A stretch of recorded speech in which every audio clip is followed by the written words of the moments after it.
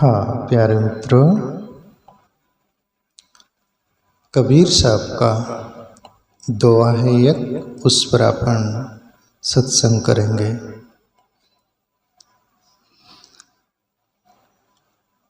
माँ की बेटी माँ की गुड़ में गड़ी रहे, पंख रहे लिपटाए, हाथ मले और सिर धुने, लालच बुरी बलाए। अब ये भी समझ लीजिएगा ये कबीर कब बोले और कहाँ पर बोले। आपको लगेगा मेरे से प्रश्न कर सकते, आपको क्या मालूम।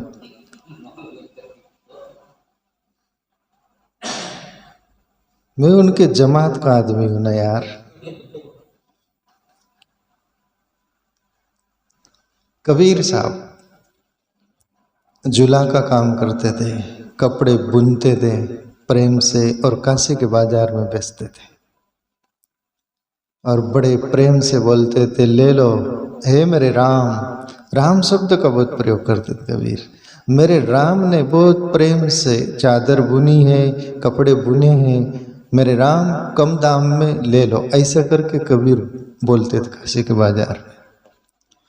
कबीर का एक बेटा था कमाल, बेटी थी कमाली, पत्नी का नाम लोई था। और बस इस अंदाज में जीते थे कबीर, साईं इतना दीजिए जिसमें कुटुंब समय में भी भूखा न रहूं, कोई अतिथि संत भूखा नहीं जाए। और ब्रह्म ज्ञानी थे। तो काशी के बाजार गए हैं कबीर।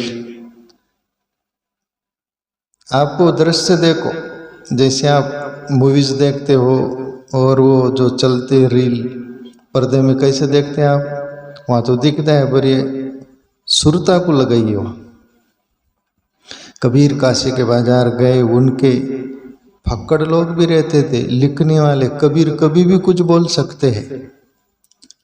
कबीर कब बोलेंगे और क्या बोलेंगे और कुदरत की व्यवस्था रहती। आज तक जो महापुरुष जो बोले उनके आदर्श से सेवन करने वाले उनके असिस्टेंट लोग रहे करके ये मीरा के भजन गा रहे, कबीर के भजन दोवे, दुनिया भर के संत वो तो बोले, वो लिखे नहीं। करीब करीब दुनिया में 100% में से 99% संत महापुरुष ग्रंथ किताब लिखे नहीं। 1% भी बोल दो तो चले। उन्होंने बोला है वो लिखितम में हुआ है। कबीर के साथ एक दो है वो और गए, और उस बाजार में एक सेठ व्यापारी जो था वो शहद बिक रहा था। शहद मिक्याला बोलते ना, शहद वो बिक रहा था और कस्टमर जो वो ले रहा था। तो ऐसा डालते समय उसके पात्र में हाथ से वो शहद का पात्र छूट गया, नीचे गिर गया वो व्यापारी सेठ का। कबीर साहब खड़े देख रहे थे और वो व्यापारी सेठ जो थे वो सब वो शहद जितना उठाया जाए अदर ऐसा ऊपर से ऊपर का भाग ले लिए, बाकी गिर गया नीचे। कबीर खड़े देख रहे हैं और वो व्यापारी जो सेठ था वो कस्टमर को दे रहा है, कस्टमर ले रहे हैं, वो गिरा, उसकी फिक्र नहीं, कुछ नहीं। पर कबीर देख रहे हैं तो मक्खियां सब आ रही थी। वहां मक्खी आ रही थी, वो जैसे खा रही, मान लो चाट रही, जो भी बोल लो। और उनके पंख भी फंस रहे, पैर भी फंस रहे, सब फंस रहे। कुछ मर रही, कुछ तड़प रही है, भागे नहीं जा रहा है। और बहुत मक्खियाँ और भी आ रही, उनकी हालत भी देख रही, कहीं मरी हुई सब, वो इतनी सारा त्रस्त, फिर भी वो मक्खियाँ भी नहीं मान रही, वो भी आकर वो ही कर रही। और कबीर गौर से देख रहे हैं।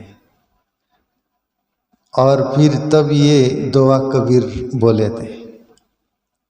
क्या बोले थे? माँ की गुड़ में गड़ी रहे, पंख रहे लिपटाए, हाथ मले और सिर धुने, लालच बुरी बलाए। और उनके असिस्टेंट ने लिख लिया। क्या बोले कबीर साहब कि ऐसा ही ये जैसे मक्खी हो जैसा ये दुनिया का व्यवहार चलता है। लोभ में, प्रतिलोभ में, लालच में खुद की जिंदगी मक्खियों की तरह गवा देती है। जैसे कुछ मक्खियाँ फंस गई, कुछ तड़प रही है, कुछ जीवन गवा दी। ऐसा ही ये पृथ्वी पर मनुष्य जो रहता है, हर बात का आकर्षण में बोलो, हर बात का लोभ लालच में बोलो, स्वार्थ में, तृष्णा में, ये मक्खियों की तरह ही हालत होती है।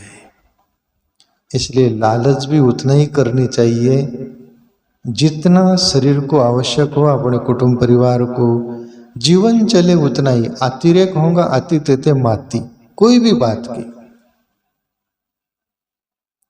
बात की आती होंगी तो वहां पर ऐसा माती होगा। प्यारे मित्रों, आप ये तो कबीर साहब बोल गए और चल गए।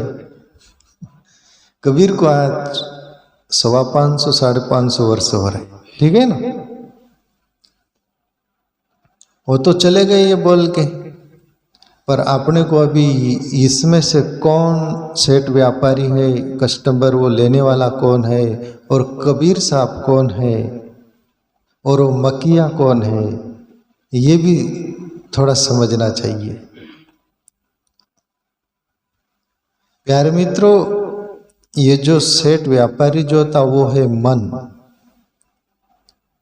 अपना मन है, मन व्यापार करते रहता है, ये किया वो किया, यानी बंदर की तरह ये डाल पर कूदा, वो डाल पर कूदा, ये वो, बस बंदर की तरह करते रहता है, पर घटना क्या घट रही उसकी तरफ ख्याल नहीं देता हो। ये हो गया ना, जान दो उधर, चलो इधर। अब वो सेठ जो था, सैयद गिर गया, उसका छोड़ दिया, वो लेन देन में लग गया, पर उसमें से बोध नहीं लिया। कबीर साहब ले रहे पर वो नहीं ले रहा है। तो ये सेठ व्यापारी मान लो मन है, ये ऐसे ही व्यापार करते रहता है और आखिरी शून्य पर आउट हो जाता है। एक तल के ये दुनिया है। कस्टमर जैसे वो जीवात्मा है, मन झांसा देता है शंख की तरह, एक क्या मांगता है दो मांग, एक क्या मांगता है दो मांग, और जीवात्मा उसमें फंसते रहता है, जी हाँ करते रहता है।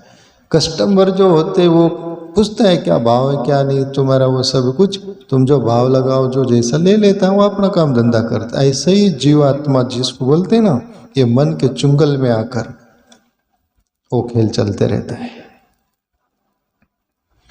आप ये जो मक्खियाँ है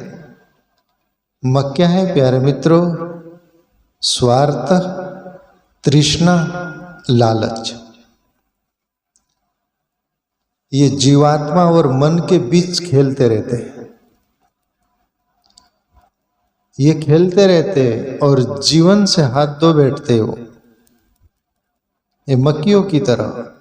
और ये लेखा जोखा ये जीवात्मा और मन के बीच में रहता है। अब कबीर साहब जैसे वो देखकर बोले, वो कौन, वो हमारी अंतरात्मा, वो साक्षी भाव से रहती है और जोहों का तो जवाब देती है।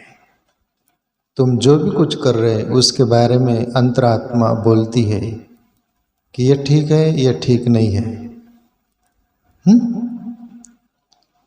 तो प्यारे मित्रों, ये दुआ पर से ऐसा आपको जो समझ में आया, जितना समझ में आया, नहीं आया सुन ले उतना भी आभार।